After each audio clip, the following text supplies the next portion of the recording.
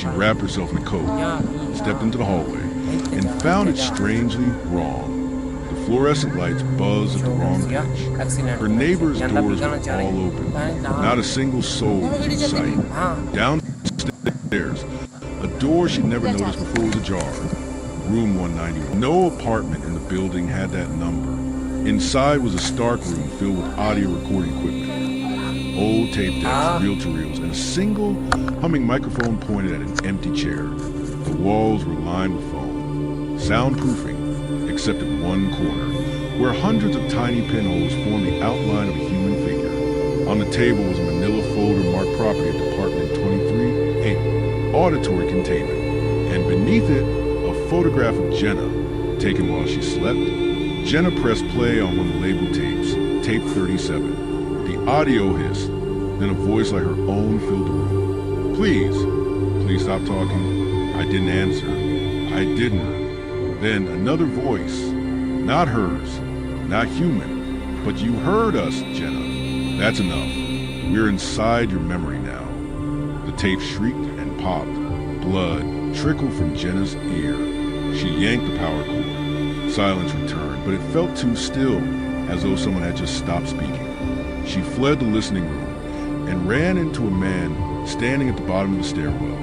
He wore a dark gray suit, slicked hair, and round mirror glasses. His expression never changed.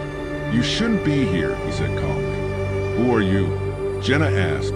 He pulled a slim device from his coat, a strange mechanical pen, and pressed it against her forehead. Her mind erased a second. Then she remembered. You're one of them, she whispered. He frowned. I'm one of what's left. They're not just voices anymore. Before he could say more, the stairwell lights went out, and something began crawling down the wall behind him. Jenna ran back to her apartment, but something was wrong. Her hallway was now lined with mirrors. Each one showed her at a different stage of her life, laughing, crying, sleeping, but they were all watching her. In one reflection, she wasn't moving, just staring back, grinning. The mirror cracked without being touched. Then her reflection whispered, "You responded the moment you remembered me." Back inside her apartment, she found the floor covered in dust she hadn't noticed before. It formed circles, patterns. Her cat Nimbus stood in the center, unmoving, eyes pure black. A low hum vibrated through the walls. Then the sound hit her, an ultra-low frequency that bypassed her ears and scraped directly against her brain. She fell to her knees, screaming. Voices flooded her mind, not words, but intentions. We are not speaking. We are remembering. You are the vessel. Her vision dimmed. The lights flickered out again. Jenna woke, lying on the floor. Her ears rang with phantom frequencies, but her apartment was silent. Nimbus, her cat, had vanished. The dust patterns were gone. She stumbled into the bathroom. Her reflection blinked a moment too late, and for just a second, she saw the man in the mirror glasses standing behind her. When she spun around, no one was there. In the sink sat a crumpled note, written in her handwriting. If you hear them, you're already too late. She hadn't written it. The folder from the listening room had an address. Sublevel B, District Storage, Harrow Lane. She followed it to a decrepit, condemned government building downtown. A rusted sign barely read, Department 23A, Auditory Anomalies. Inside was worse than decay. It was abandonment layered in fear. Doors were barricaded from the inside. Papers scattered across the floor, all stamped revoked. Jenna stepped over a dead telephone, receiver still crackling faintly. On the wall, painted in dry brown-red strokes, "Do not answer." In the building sublevel, Jenna found a sealed steel door labeled broadcast containment. It was slightly ajar. Inside, walls of analog screens displayed static. Monitors showed live feeds of random living rooms, bedrooms, and elevators, some people speaking, some asleep. One monitor showed her, standing exactly where she was right now.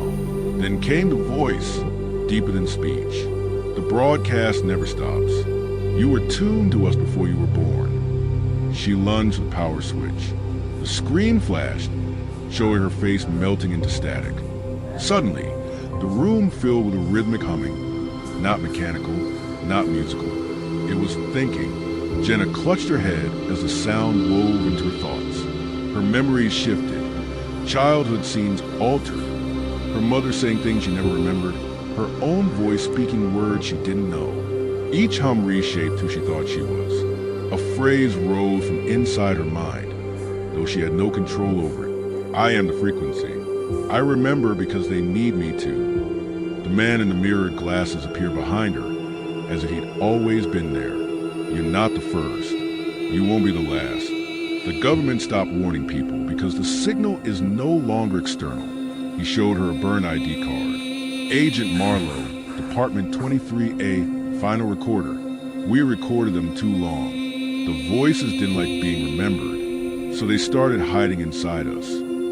Jenna backed away, shaking. What do they want? His lips barely moved. Hosts, mouths, you're already speaking for them. Jenna found a small device on the table. A strange-looking microphone made of black metal and bone-like latticework. It pulsed gently as she approached. When she spoke into it, her voice came back a second later, but it wasn't her voice. It was cold, ancient, and impossible. Welcome back, Jenna. You made us remember. Now we will make sure they do. Behind her, Agent Marlowe whispered, "Throw it down. Destroy it." She froze. She wanted to drop it, but her fingers wouldn't let go. Jenna bolted from the lab. The microphone still clutched in her hand. It pulsed like a living heart. As she stumbled into the abandoned streets, she realized no one else was outside. No traffic, no sirens. The city was paused. Above her, every digital billboard blinked to life at once. Each screen showing her face, slowly turning toward the viewer. She wasn't broadcasting through the device anymore. She was a broadcast. Jenna ran into an alley, trying to catch her breath. But standing at the end of it was a small group of people, silent. Still, their faces twitched, expressions flickering like unstable video. They moved only when she wasn't looking at them. Each wore identical gray clothes with stitched government patches labeled Observer. One woman, barely audible, said, "You've said the name. You've given them shape. We were meant to listen, not repeat." The group vanished into the walls like smoke. Jenna returned home, but it wasn't her apartment anymore. The walls were covered in photos she didn't recognize. Her, smiling with strangers she'd never met. Her fridge was full of food she didn't eat. Her phone was full of voicemail and voice, saying things she never remembered recording. One message played aloud on its own. "You're doing well, Jenna. Just a little longer. Let them hear." She screamed, but even her own scream echoed back differently. It wasn't her voice anymore. Desperate, Jenna called Marlowe. He answered in a whisper, telling her to meet him where the static first began. She knew exactly where to go. The listening room. Inside, nothing had changed, except now. All the receivers were listening back. Marlowe stood at the center, holding a transmitter. His face was breaking apart, like glass shifting under his skin. "You have to help me. I can't hold him anymore." He dropped the device. Jenna picked it up, and the voices roared in unison. It was never about warning you. It was about making you loud enough to matter. Jenna collapsed as the transmitter hummed into her chest like a tuning fork. The air bent. Light flickered out of sync. Suddenly, she wasn't in her body anymore. She was in multiple places at once, watching from street cameras, from televisions and nursing homes, from baby monitors and radio stations. People stopped mid-conversation, their eyes blank, then speaking her words aloud. "Your government never silenced us. They made us portable." One by one, people began to scream, then laugh, then speak, in unison, back in the physical world. Jenna crawled toward a mirror. Her eyes flickered between her reflection and something beneath it. The mirror version smiled and said, "You're the last one we needed. Thank you for giving us your name." Then the reflection reached out. The glass cracked. Jenna let out one final breath. Silence. The kind of silence that thinks. And then a low hum began again. This time in everyone's heads. The city was no longer quiet. Across every screen, every speaker. Jenna's voice echoed in perfect clarity. It wasn't speaking anymore. The voice was cleaner, calmer. stripped of emotion like it had been rinsed to humanity. This is not a test. We are here now. You've heard us. You will answer. Government agents in hazmat suits stormed buildings, pulling plugs and severing wires. But it was too late. The signal had no origin. It was everywhere. Marlowe, now disfigured and limping, activated a long-forgotten protocol from a hidden control bunker beneath Capitol Hill. Silence Protocol 07X. Auditory quarantine. We can't stop them anymore. All we can do is keep them from getting louder. Inside the voice, Jenna still existed. She floated in a dark place of whispering mirrors and looping thoughts. Each memory played like audio tape reels, but none felt like her own anymore. The voices spoke not at her, but through her. You wanted to be remembered. We gave you permanence. She tried to scream, but her mouth no longer made sound. In this space, silence wasn't peace, it was obedience. All around her, hundreds of other minds flickered to life. Former hosts, forgotten agents, civilians who'd listened too long. Their mouths moved, but only her voice came out. Marlowe stared at a battered file labeled Project Dormant Mouth. It contained transcripts from the first person ever to hear the voices in 1949. One line stood out. They only become real when remembered. Forgetting them is the only way to kill them. Marlowe began destroying every file, every record. But his hands trembled as he read the last page, a memo signed by himself, dated next week. You already listened, Agent. You're one of them now. He wept, then smiled, and said aloud, Good, now they'll forget me too. Back in the real world, citizens began bleeding from their ears. Children spoke in voices older than their parents. Pets stared into corners and barked in unison. Hospitals flooded with patients describing shared dreams, memories not their own. Then, all communication systems, phones, radios, televisions, began broadcasting the same final phrase. You cannot undo what was spoken, but you can choose what to never speak again. At that moment, millions stopped talking. Voluntarily, instinctively, globally, silence became survival. Within the black echo space, Jenna reached the center. An ancient, circular chamber formed entirely of mouths. Each one whispered a language long dead. She saw herself in the center, seated on a throne made of speaker coils and bone. A final voice spoke, not human, not mechanical. You were the perfect host, not because you heard us, but because you never stopped trying to resist. And then, silence, true silence. Jenna's body dissolved, leaving only a ripple. She was no longer a voice. She was a choice. Years later, a child finds an old radio buried in their grandfather's attic.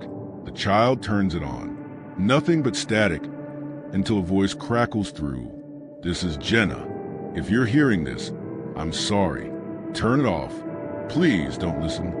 The child smiles and listens harder. We've silenced the radios. We've destroyed the tapes. We've buried the warnings in vaults beneath concrete and lead. But the voices don't need technology. They just need memory. And now that you've heard them, they live in you too. So when the signal calls again, don't respond. Not even in your thoughts. At exactly 2:37 a.m., every radio, television, and cell phone across the country emitted a single sentence, spoken in a voice that didn't sound quite human. The government's message was clear. Do not respond to the voices. But it was already too late. Some people had already heard them. The apartment was silent, except for the soft hum of the refrigerator. Jenna Keller sat alone at her kitchen table, scrolling aimlessly through her phone. Her cat, Nimbus, suddenly perked up, ears twitching toward the window. That's when it happened. A sharp hiss filled the room. Her phone screen flickered, the lights dimmed, and every speaker in her apartment activated at once. A distorted, almost metallic voice whispered, "Do not respond to the voices. This is your final warning." Jenna froze. The words felt alive, like they weren't spoken at her, but through her. Nimbus bolted under the couch. She ran to the hallway to check the breaker, but paused as an old transistor radio in the stairwell crackled to life. Jenna had never noticed it before. The dial spun wildly on its own, stopping at a dead frequency. Familiar. "Jenna, can you hear me?" Her heart pounded. It was her brother's voice, who had died 3 years ago in a car accident. Panicked, Jenna rushed back to her living room. Her TV had turned itself on. A black screen showed only the official U.S. government seal. Then, in stark white letters, "Do not respond to voices. Block all transmissions. Trust only human contact." Below the message, a hotline number blinked on and off. But no matter how many times Jenna called, it went straight to static.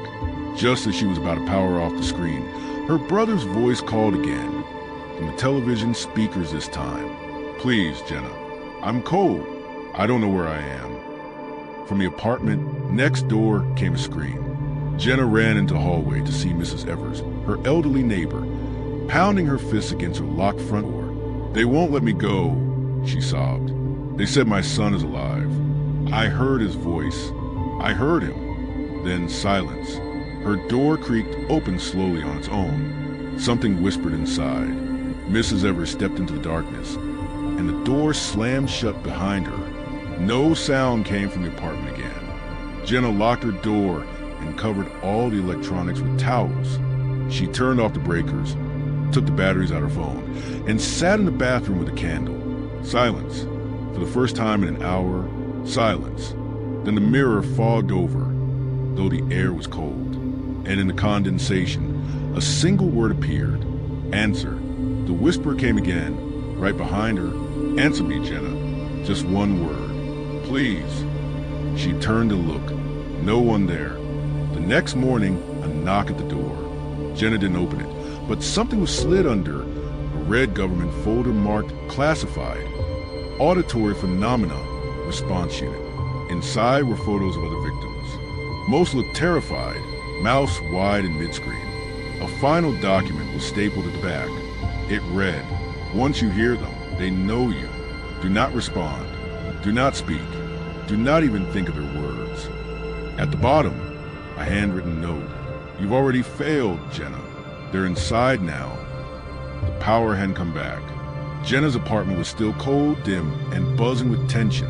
She hadn't slept, too afraid to close her eyes. Even her thoughts felt invaded, like someone was flipping through her memories with unclean hands. The red folder sat on the floor beside her. She'd read the note 100 times. "You've already failed." What did that mean? Her only hope was to find someone who knew more.